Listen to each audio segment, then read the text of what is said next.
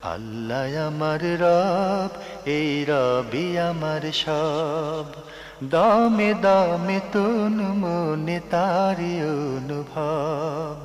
তোমার দুনিয়াতে আমি যেদিকে তাকাই, অথই নিয়ামতে ডুবে আছি সবাই।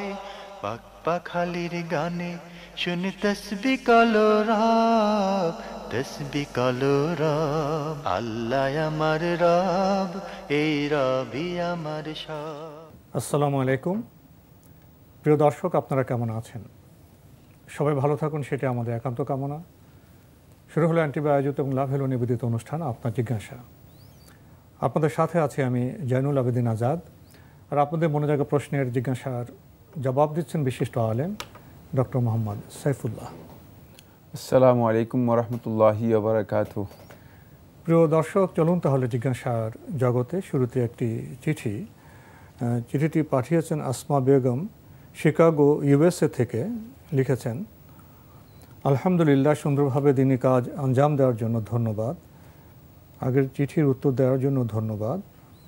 এরপর লিখেছেন, বড়ই আফসোস হয় এজন্য যে এনটিভির এরকম প্রশ্নোত্তরের অনুষ্ঠান যদি আমাদের জীবনের শুরুতে পেতাম, তাহলে জ্ঞানের অভাবে যা ভুল করেছি তা হয়তো হতো না। তেমনি একটি বড় রকমের ভুল হয়ে গেছে আমার বড় ছেলের নামের ব্যাপারে। তার নাম রেখেছিলাম মোহাম্মদ লুৎফুর রহমান। এখন দেখছি রহমান লাগানো মস্ত বড় অন্যায়। সার্টিফিকেট, পাসপোর্ট, সিটিজেনশিপ সবই এই নামে। নাম পাল্টানোরও কোনো উপায় নেই। আমি এখন কি করব? কি করা উচিত? দয়া করে বলবেন। এক কথা হচ্ছে, এই নামের মধ্যে কোনো আপনি যেটাকে অনেক বেশি গর্হিত মনে করছেন বা আপনার কাছে আপনার দৃষ্টিতে যেটা মনে হচ্ছে যেন বড় ধরনের কোনো অপরাধ, এই ধরনের কিছুই নেই, বড় ধরনের মিস্টেক নেই। লুৎফুর রহমান এটা হতে পারে, এই নাম রাখাটা অবৈধ কিছুই নয়। উত্তম হচ্ছে নামগুলো সম্পর্কে আগে জেনে নেওয়া। যেহেতু আপনি আগে জানতে পারেননি, এর জন্য আপনি গুনাহগার হবেন না এবং এটাকে পরিবর্তন করার কোনো প্রয়োজন নেই। যেহেতু সার্টিফিকেট সব কিছুতেই লুৎফুর রহমান রয়েছে, এখন আপনি পরিবর্তন করতে যাবেন, অনেক ঝামেলার মধ্যে আপনাকে পড়তে হবে। সুতরাং এর চেয়ে যে নাম রেখেছেন যথেষ্ট। সেই নামে হারাম কিছুই নেই, শিরকি কিছুই নেই।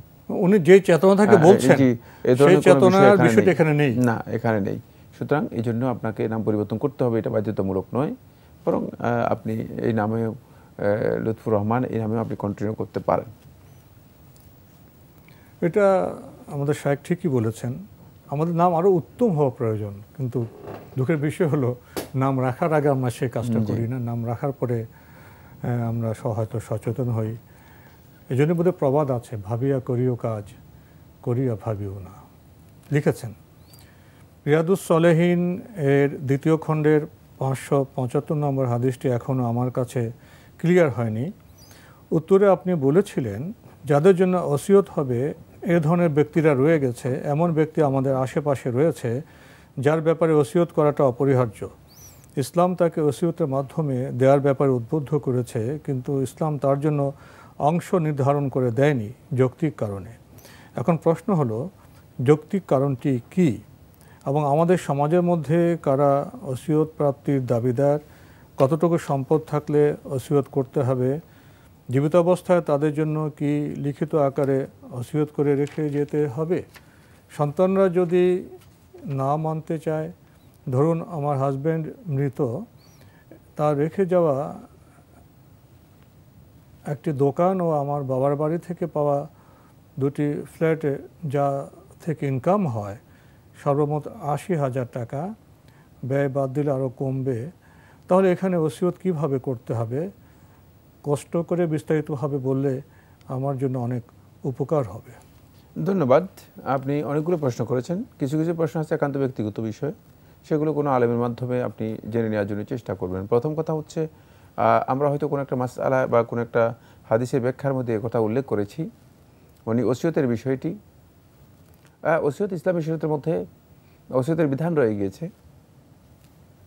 যারা ওসিয়তের জন্য উপযুক্ত, ওসিয়ত যাদেরকে করা যেতে পারে ইসলামী শরীয়তের মধ্যে, তারা ইসলামী শরীয়তের ওসিয়তের উপযুক্ত হওয়ার কারণে তাদের জন্য ওসিয়ত করতে পারবেন।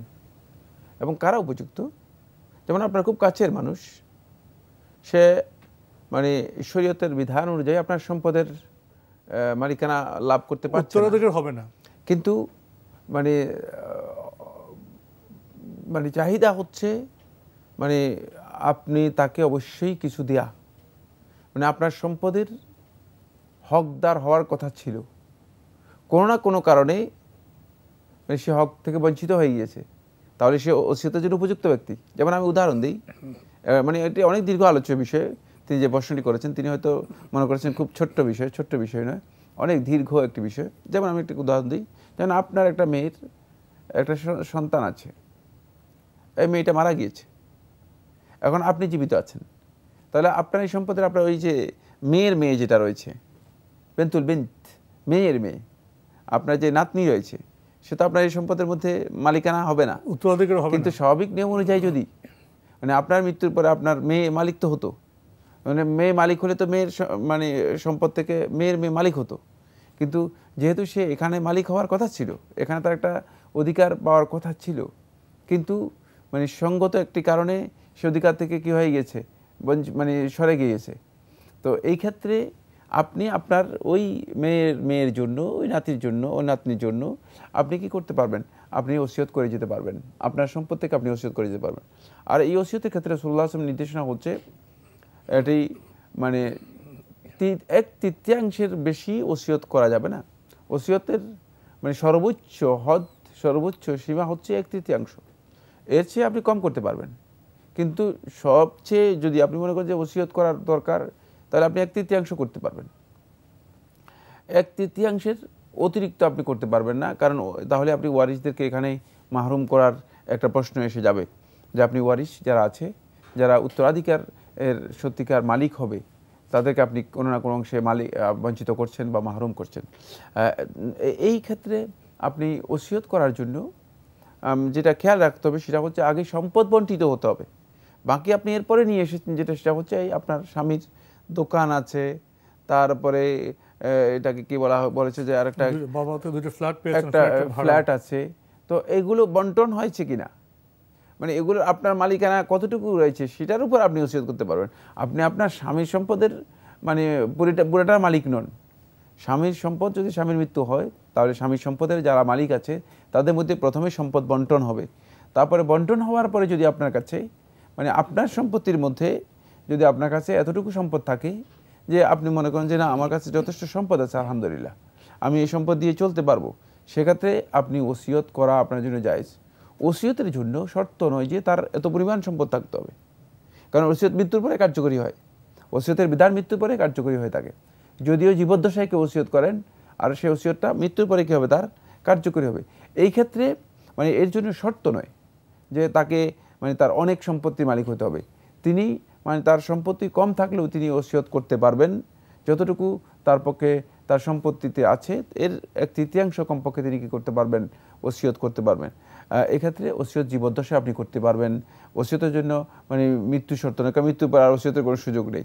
এজন্য ওসিয়তের বিধানই হচ্ছে মৃত্যুর আগে ওসিয়ত করা, তবে লিখিত আকারে করা, লিখিত আকারে করলে সেটা হচ্ছে ওয়ারিশগণ পরবর্তী সময় ভুলে যেতে পারে, সাক্ষীগণ ভুলে যেতে পারে। হয়তো আপনি দুজন সাক্ষী রেখে ওয়ারিশদের সামনে ওসিয়ত করে গেছেন, কিন্তু হতে পারে যে সাক্ষীগণ ভুলে যেতে পারে, অথবা লিখিত আকারে করা যায়, অথবা ওয়ারিশগণ সেটাকে ডিনাই করতে পারে, কারণ সম্পত্তির বিষয় রয়েছে। সেক্ষেত্রে যদি লিখিত আকারে করে যান এটি সবচেয়ে উত্তম, তবে জীবদ্দশায় করতে হবে কোনো সন্দেহ নেই। লিখেছেন, আমার বোনের হাজব্যান্ড তার বাবার মৃত্যুর পর সম্পত্তি নিজের মধ্যে ভাগ করেন এভাবে, ছেলেরা 2টি করে ফ্ল্যাট এবং মেয়েরা প্রত্যেকে 1টি করে ফ্ল্যাট, এবং মাও মেয়েদের মতো 1টি ফ্ল্যাট পেয়েছেন।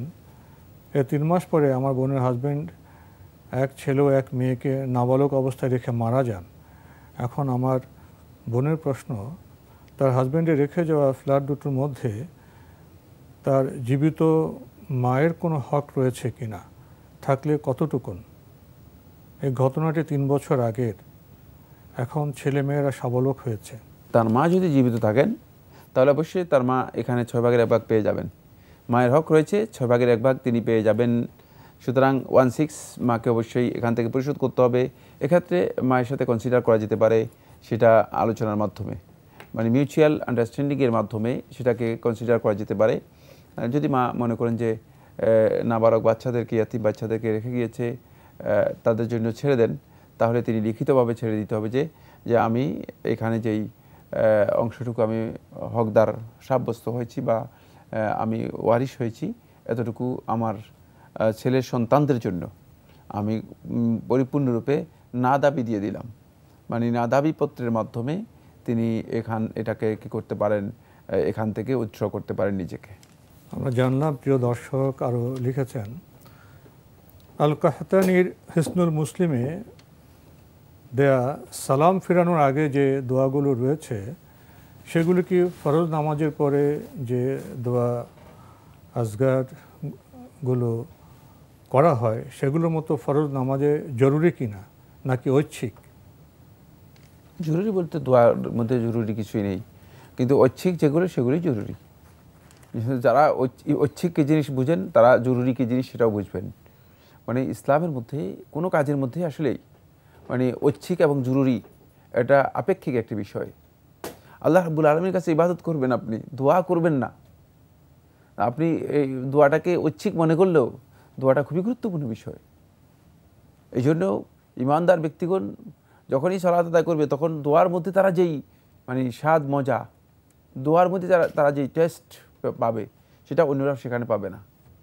কারণ এটা আল্লাহ রাব্বুল আলামিনের সাথে একটা বড় ধরনের কনভারসেশন, আল্লাহ তাআলার সাথে একটা সম্পর্ক। তাই আল্লাহ রাব্বুল আলামিনের সাথে এই সম্পর্কের বিষয়টি অবশ্যই মানে যদিও ঐচ্ছিক হয়, সেটি ইমানদার ব্যক্তিগণ মানে এটাকে ঐচ্ছিক মনে করবে না। এজন্য যে সমস্ত দোয়ার কথা তিনি উল্লেখ করেছেন সেগুলো অত্যন্ত গুরুত্বপূর্ণ। আমরা সেগুলো দোয়া করার জন্য অভ্যস্ত হই, তাহলে দেখবেন যে আপনি দোয়ার মধ্যে সেই মানে মজাটুকু পাবেন। এখনও হয়তো সেই মানে প্র্যাকটিস আসেনি বলে আপনি মনে করতেছেন যে সেটাকে ঐচ্ছিক না মানে জরুরি ফরজ ওয়াজিব নয়। কিন্তু সলাতের অনেক বিষয় আছে যেগুলো ফরজ ওয়াজিব নয়, কিন্তু সলাতের জন্য এগুলো খুবই গুরুত্বপূর্ণ।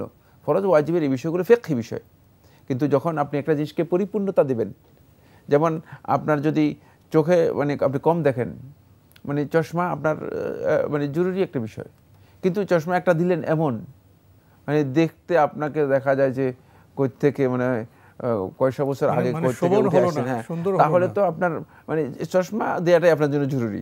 কিন্তু চশমাটা যে ভালো মানের হতে হবে এটা ঐচ্ছিক বিষয়, কিন্তু এই ঐচ্ছিকের কারণে হতে পারে যে আপনার পুরা জিনিসটাই ধ্বংস করে দেবে। মানে আপনার মানে আউটলুকিংটা, আপনার দেখাটা পুরোটাই আপনার পরিপূর্ণ ধ্বংস করে দিবে। তখন দেখবেন যে কেউ আপনাকে দেখলে বলবে যে এই লোকটা সম্ভবত চশমার কারণে প্রশ্নবোধক হয়ে যাবে, সম্ভবত বিকৃত কোনো অবস্থার মধ্যে আছে। তো এই জন্য খেয়াল রাখতে হবে যে আমাদের অনেক ঐচ্ছিক বিষয় রয়েছে যেগুলো আমাদের জীবনের জন্য অত্যন্ত জরুরি, কিন্তু আমরা সেটাকে ঐচ্ছিক মনে করে থাকি। আমরা বোন আসমা বেগম শিকাগো ইউএসএ থেকে আপনি চিঠি পাঠিয়েছেন, আপনি আরও জানতে চেয়েছেন সালাতের শুরুতে দোয়া, রুকুর দোয়া, সেজদার দোয়া এগুলো কি ইচ্ছে মতো সব নামাজে পড়া যাবে, নাকি শুধু সুন্নত ও নফল নামাজের সময় পড়া যাবে? সালাতের যে দোয়াগুলো রয়েছে, রুকুতে যে সমস্ত দোয়া সাব্যস্ত হয়েছে, সেজদায় যে সমস্ত দোয়া সাব্যস্ত হয়েছে, মানে অন্যান্য যে সমস্ত সালাতের রুকন অথবা ওয়াজিবগুলোর মধ্যে যে দোয়াগুলো সাব্যস্ত হয়েছে সেগুলো সকল সালাতের জন্য প্রযোজ্য। এটা শুধুমাত্র সুন্নত এবং নফলের জন্য তিনি বিশেষভাবে খাস করছেন কেন?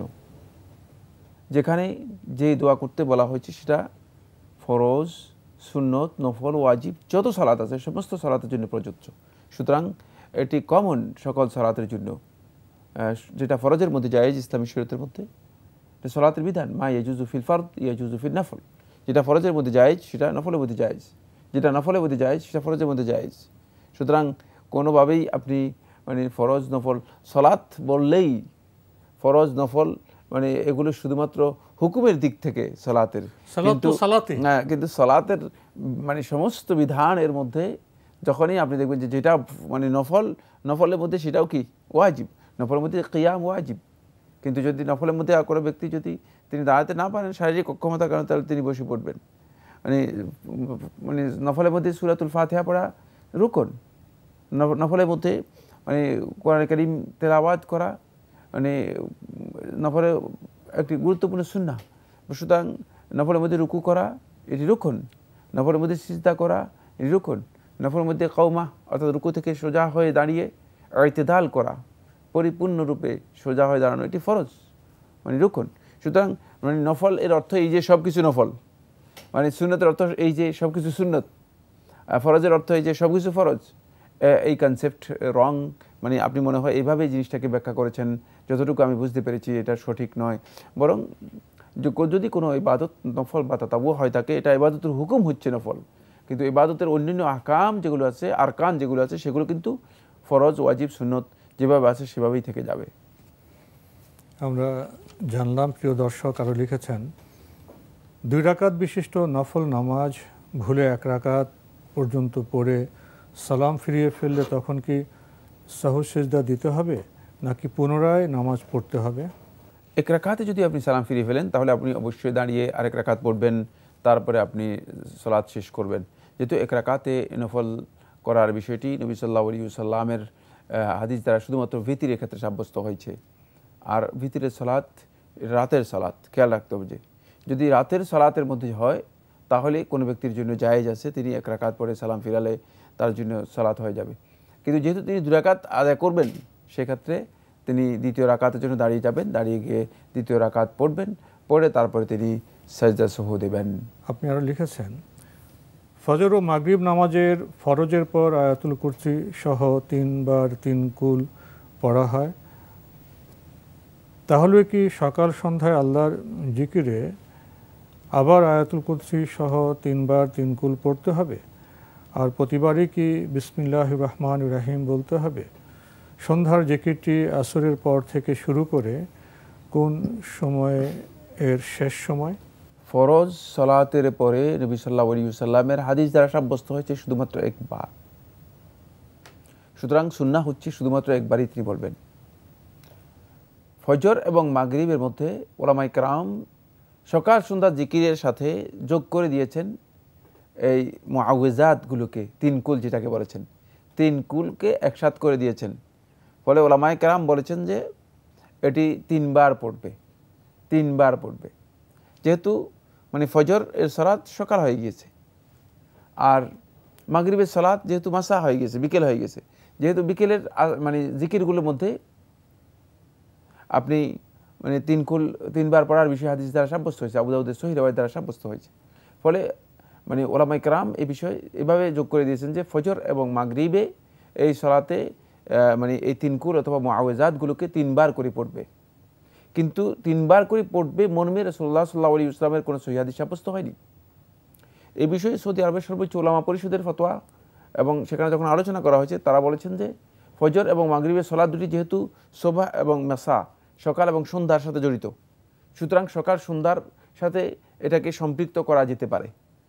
তাই সকাল সন্ধ্যার জিকিরের সাথে যদি কেউ এটাকে সম্পৃক্ত করে 3 বার পড়েন তাহলে তার জন্য এটা পড়া জায়েজ রয়েছে। কিন্তু উত্তম হচ্ছে সকাল সন্ধ্যার জিকিরগুলোকে আলাদা করা।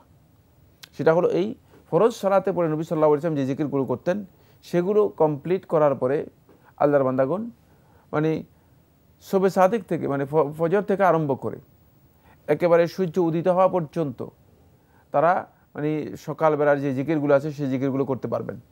সুতরাং এক্ষেত্রে তিনি যদি ফরজ সালাতে পড়ে মানে মুআউযাতগুলো 1 বার পড়েন, মানে কুল হুয়াল্লাহু আহাদ, কুল আউযু বিরাব্বিন নাস, কুল আউযু বিল ফালাক, এটাকে 1 বার পড়েন, তাহলে সকালবেলার ফরজ সালাতের পরে যে দোয়া রয়েছে সেই দোয়া কমপ্লিট হয়ে গেল। তিনি যখন আজকারুস সাবাহ সকালের যেই জিকিরগুলো আছে সেগুলো করবেন, তখন তিনি এই মুআউযাতগুলোকে 3 বার পড়বেন। তাহলে এটি তিনি আলাদাভাবে পড়তে পারলেন, তখন তিনি 3 বার পড়বেন। আর এটি হচ্ছে নবী সাল্লাল্লাহু আলাইহি ওয়াসাল্লামের মানে সুন্নাহের মূল নির্দেশনা। কিন্তু অনেকেই যেহেতু আসলে মানে সকালবেলায় আজকারগুলো কন্টিনিউ করা, আবার আজ সকালের মানে জিকিরগুলোকে আবার কন্টিনিউ করা, যেটা অনেকের পক্ষে মানে মানে আমাদের অনেকের পক্ষে এটা সহজ নয়। ফলে নানা ব্যস্ততার কারণে মানুষের পক্ষে সম্ভব নয়, কন্টিনিউ করতে পারবে না।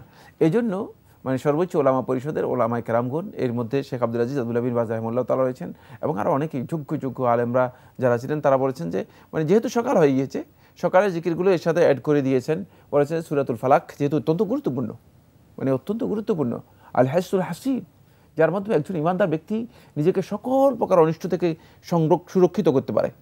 মানে সুতরাং এই ধরনের একটি সুরক্ষা দুর্গ এই 3টি সূরা। তাই এই কারণে বলে দিয়েছেন যে সকালবেলার ফজরের জিকিরের সাথে তারা 3 বার পড়ে নেবেন, এবং সন্ধ্যাবেলার জিকিরে অনেকে দেখা যায় যে সন্ধ্যার সময় খোঁজখবর থাকে না, কোথায় চলে গিয়েছেন, মানে কোনো খবর নেই। তো মাগরিবের জিকিরের সাথে তিনি এটাকে 3 বার পড়ে নেবেন।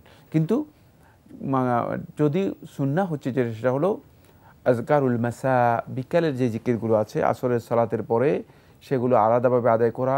যদি আপনি আলাদাভাবে আদায় করেন 3 বার, যদি সূরাতু আল ফালাক, সূরাতুল ইখলাস, সূরাতুন নাস পড়েন, তাহলে আপনাকে মাগরিবের সালাতের পরে শুধুমাত্র 1 বার পড়াই হচ্ছে সুন্নাহ। এবং একবারের ব্যাপারে উকবা ইবনে আমির রাদিয়াল্লাহু বর্ণিত যে হাদিসটি রয়েছে এটা সহিহ হাদিস।